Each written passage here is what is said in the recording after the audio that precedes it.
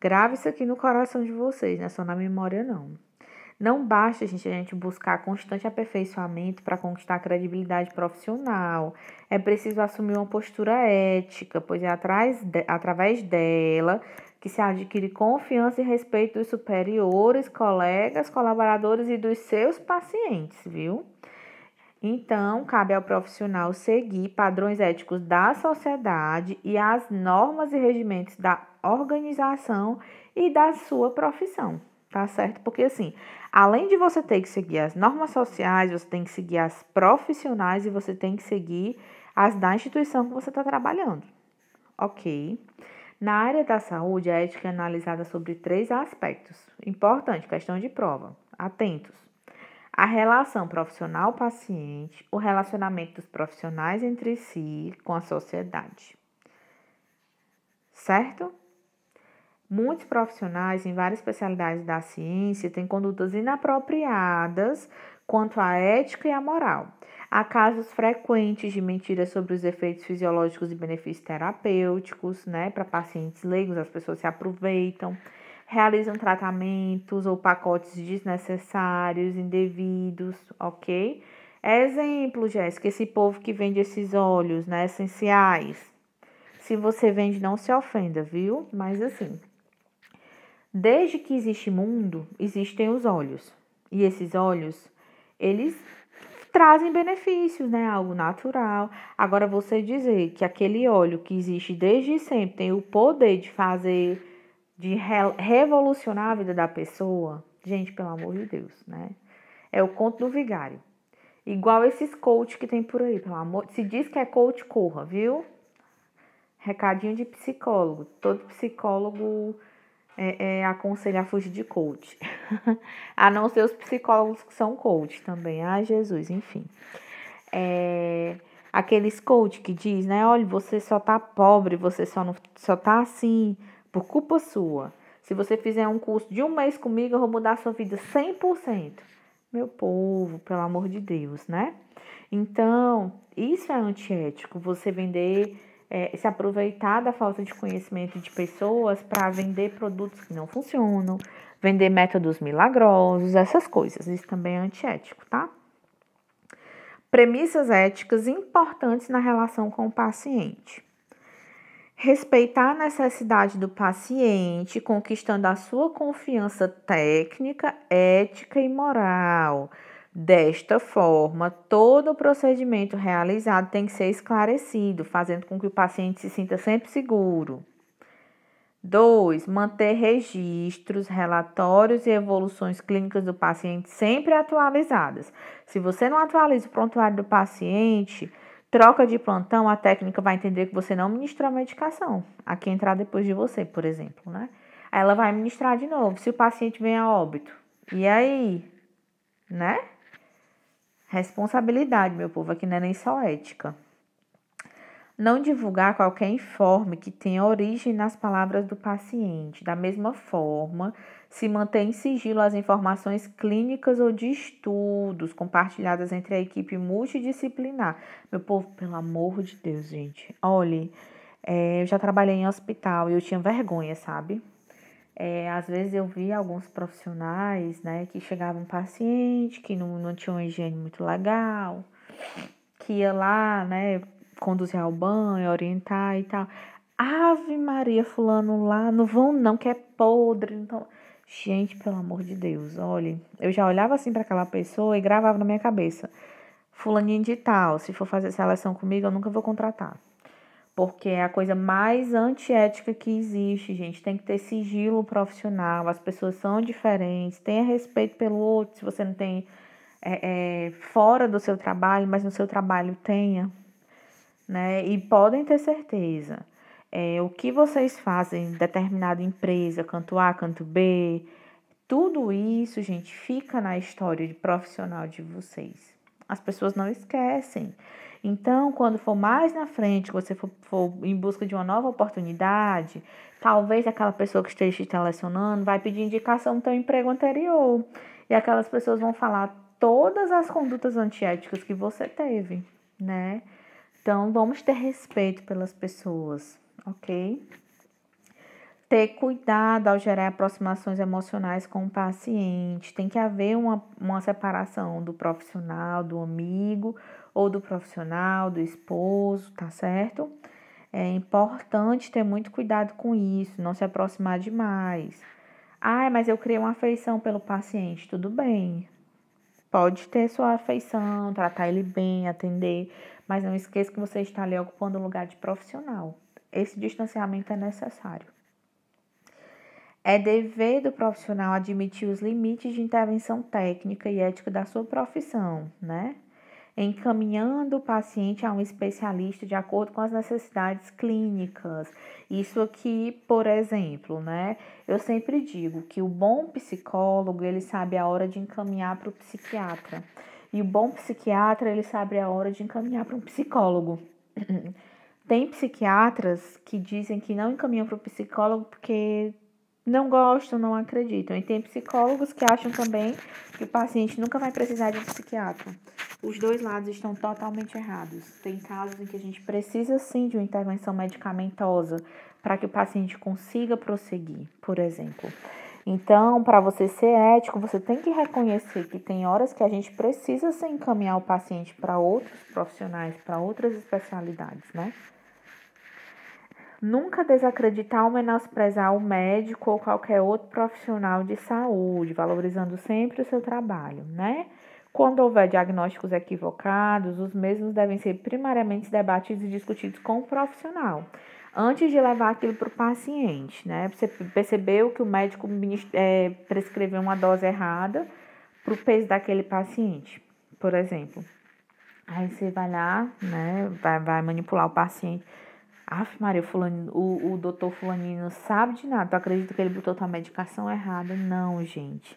Vai no profissional. Olha, doutor, eu andei percebendo aqui que essa medicação você prescreveu. Eu acredito que o senhor se enganou. O peso do paciente é tal. O senhor pode rever? Tanta coisa na sua cabeça, né? Ética, meu povo, ética, pelo amor de Deus, né? Ter cautela a comentar casos entre pacientes, mesmo com a intenção de encorajá-los, né? Porque isso foge da técnica profissional de vocês, o papel de vocês não é esse e pode amedrontar o paciente.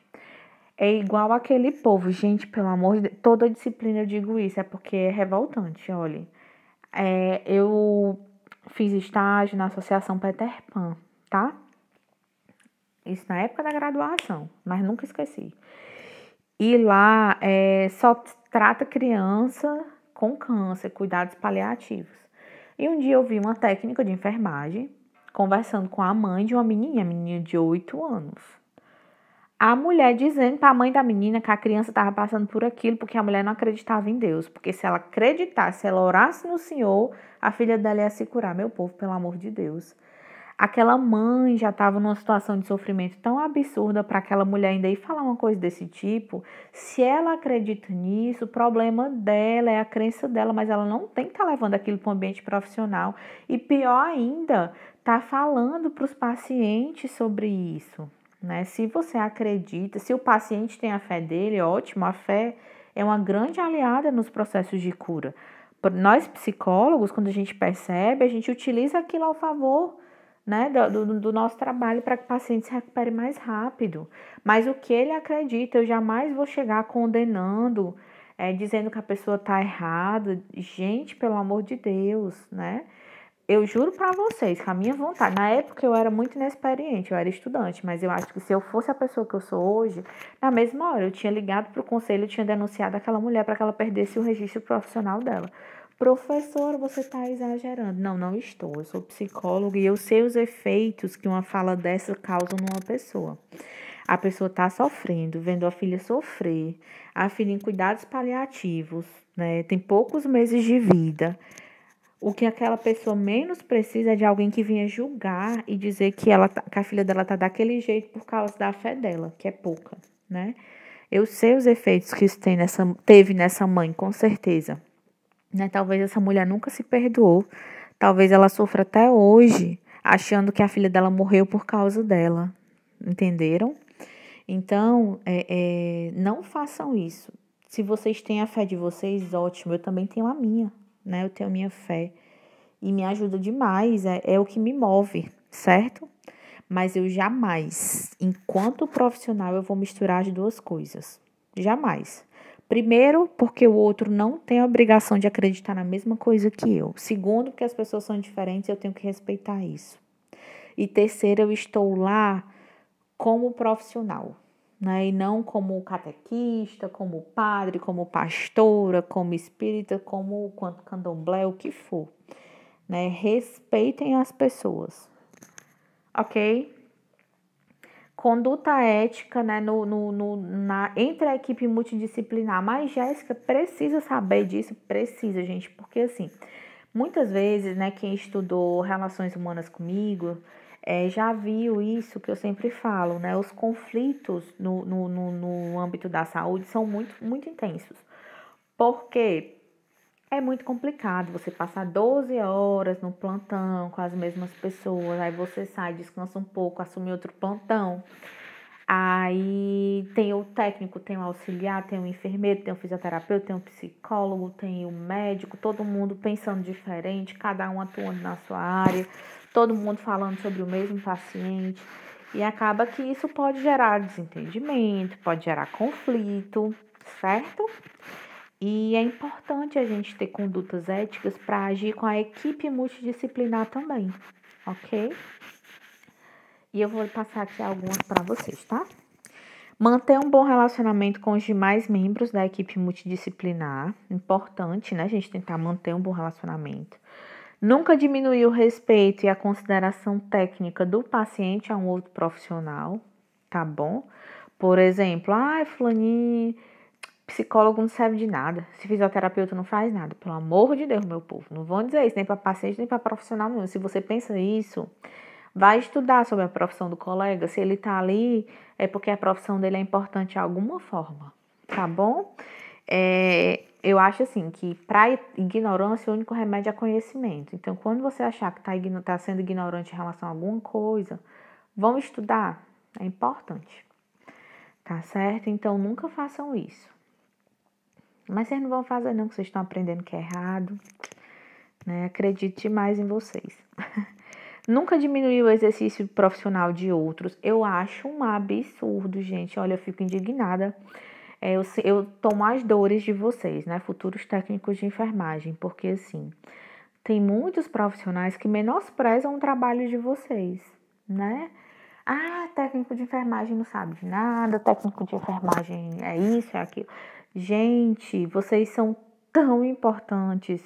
Assim, é vocês que estão ali no contato direto com o paciente. É vocês que escutam as dores, é vocês que estão lá manipulando, vocês que têm contato mais próximo dos familiares. Eu fico indignada quando eu vejo colegas menosprezando o trabalho dos técnicos de enfermagem, porque, na minha opinião, são os profissionais mais importantes, né? A comunicação terapêutica de vocês, né, ajuda na recuperação do paciente, né? Faz com que o paciente se sinta mais seguro ou não, né? Tem profissional ruim em toda a área, tem psicólogo ruim, tem enfermeiro ruim, tem médico ruim, tem técnico de enfermagem ruim, normal. Mas os bons, gente, são muito importantes. Olha, assim, eu fico indignada. Eu tomo as dores de vocês mesmos. Quando eu trabalhei em hospital, eu usava os técnicos como grande aliado. Olha, no meu plantão, eu estava naquele hospital, certo? Eu não tinha, gente, como, era humanamente impossível eu estar o tempo todo perto dos pacientes, saber tudo o que aconteceu. O que é que eu fazia? Eu treinava a equipe de técnico, né, para ter uma sensibilidade maior, para trabalhar uma comunicação terapêutica com aquele paciente. Ele estava mais perto do paciente, talvez ele identificasse coisas, né, que eu não conseguiria perceber, porque o meu tempo era muito pouco com aqueles pacientes. O paciente, por me ver pouco, não tinha tanta intimidade para falar comigo que falava com o técnico. Então, eu usava isso ao meu favor, usava eles como grandes aliados de trabalho e as coisas funcionavam muito bem, né? Então, a gente nunca deve diminuir o exercício profissional de outros. É porque eu sou mais especializada, ele só tem um curso técnico. Não interessa. Tem profissional com curso técnico que é muito mais ético, mais humano, mais inteligente, mais dedicado do que um monte de doutor que tem doutorado por aí, certo? Respeitar as normas internas, importantíssimo. As titulações, né? Isso aqui diz respeito à hierarquia, saber respeitar os superiores, né? As pessoas com especialidade maior, isso é necessário, tá? Condutas éticas específicas e as legislações, sempre respeitar o código de ética da profissão de vocês, do local que vocês estão trabalhando, tá bom? Seguir as normas legais de sua própria profissão, gente, isso é essencial. A gente vai estudar bastante código de ética, certo? E manter a humildade como uma ferramenta de diálogo entre a equipe de saúde, né? Isso facilita a troca de informações entre as especialidades. É o que eu falei, né? Eu usava demais os meus colegas técnicos de enfermagem a meu favor, no meu trabalho. Eu deixava claro para eles o quanto aquela proximidade deles era importante, tanto para o meu trabalho, como para a evolução dos pacientes que eles estavam assistindo. Então, gente, para a gente conseguir ser bom profissional, não basta você ser o bam do acesso, que pega a veia de primeira, que se garante na sutura. Não adianta, meu povo, não é só isso, né? É todo um conjunto. É tão bom você ser lembrado pelo profissional que você é, né? Ser querido pelas pessoas. E para você ser querido, você não precisa ser legal o tempo todo, não, tá, gente? Você tem que dizer não, mas querido pelo fato, né, de ter sido um profissional ético, de ter feito tudo direitinho, as pessoas lembrarem da sua competência, isso é muito valioso, tá bom? Beijos, né, por essa semana é isso. Vou estar passando o trabalho de vocês para vocês fazerem. Esse trabalho, ele vai valer 10, né? Esse trabalho, ele vai ser a primeira nota, tá bom? E aí?